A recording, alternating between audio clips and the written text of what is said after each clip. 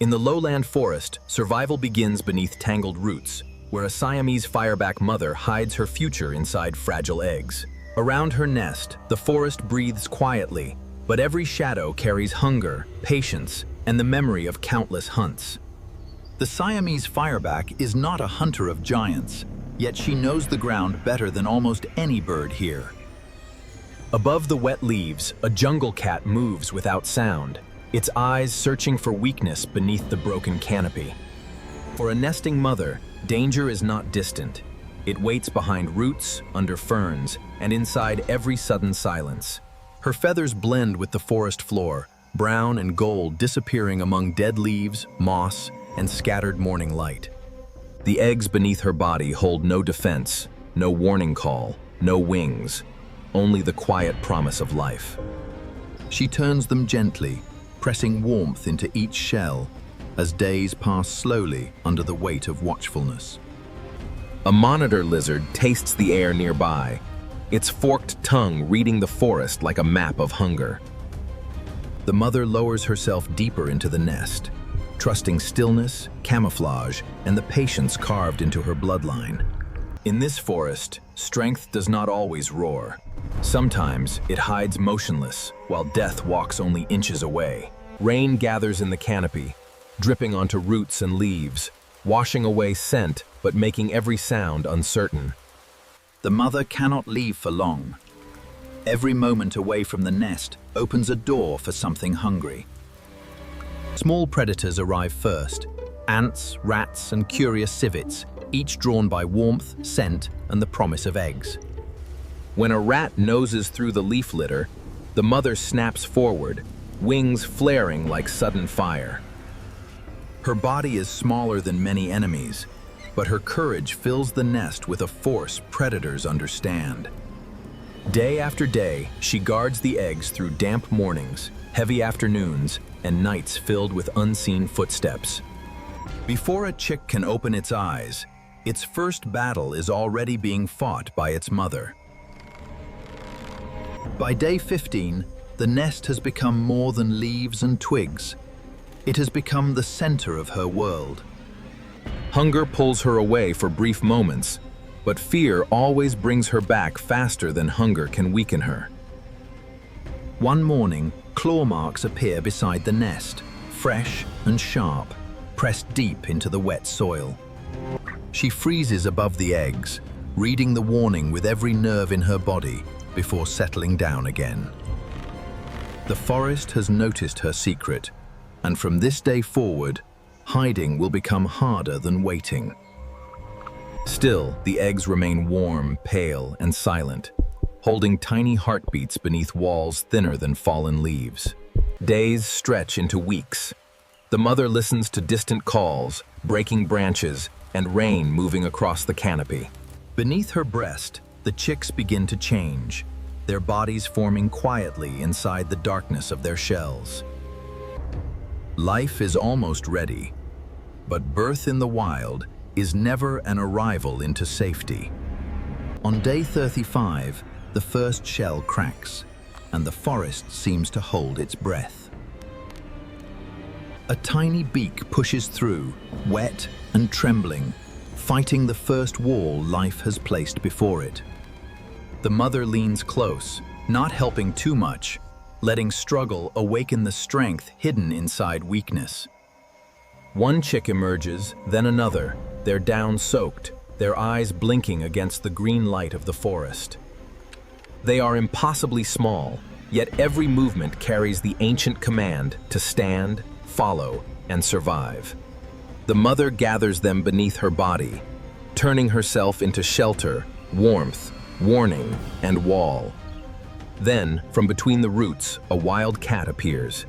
Its eyes lock onto the nest as the chicks vanish beneath their mother's feathers. The mother does not run.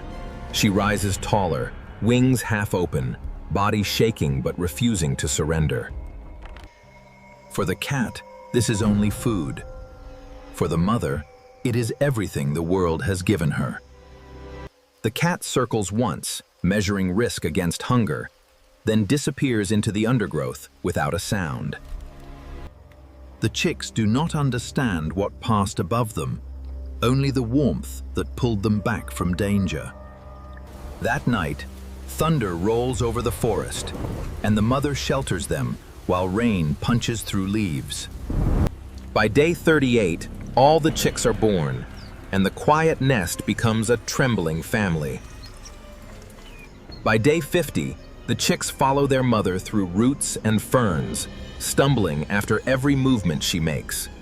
Their world is enormous now, filled with beetles, falling seeds, wet soil, and warnings they cannot yet understand. A sudden shadow crosses the ground, and the mother gives a sharp call that freezes every chick. Above them, a raptor glides between broken patches of sky, searching for anything careless enough to move. The chicks crouch beneath leaves, their tiny bodies pressed flat against mud, learning fear before confidence. When the shadow passes, the mother leads them onward, teaching survival through pauses, signals, and invisible boundaries. Then the rain arrives hard, turning the forest floor into a cold, moving skin of water. The chicks panic in the storm, calling weakly as drops strike their backs and flood the shallow ground. The mother spreads her wings over them, becoming a living roof, while her own feathers soak and darken. Beneath her trembling body, the chicks press together, learning that love in the wild often means standing exposed. The storm does not care how young they are. Water rises around their feet, stealing warmth faster than fear can speak. The mother shifts carefully, keeping each chick beneath her wings, while wind shakes the trees like warning drums. By morning, the forest smells washed and dangerous. Tracks appear where predators walked unseen through the black rain.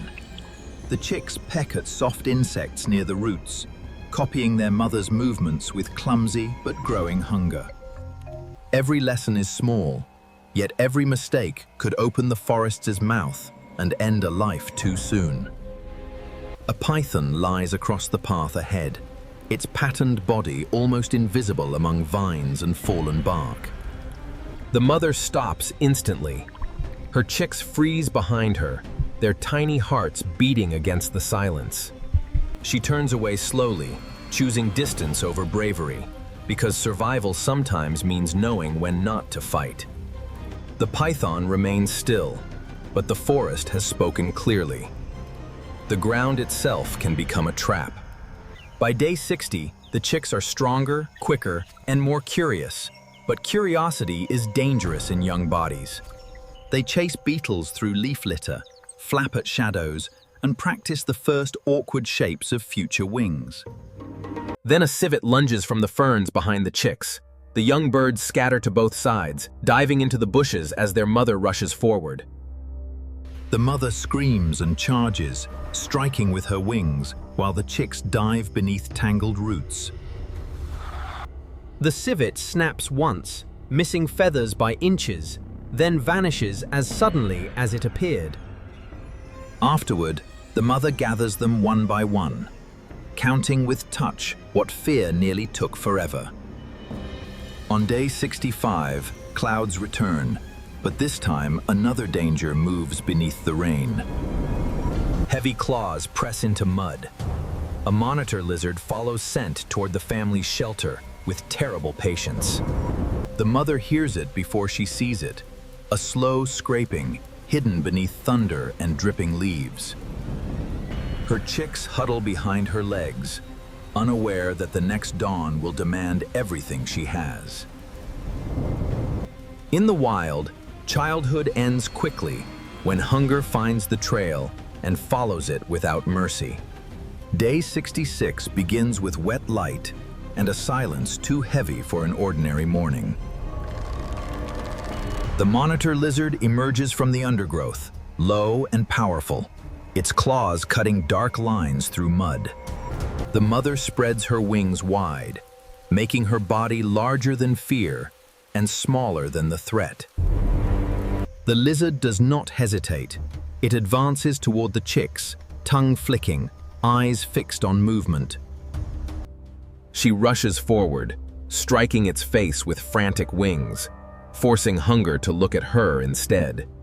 The chicks scatter into leaves, each tiny body, obeying the alarm call, burned into instinct.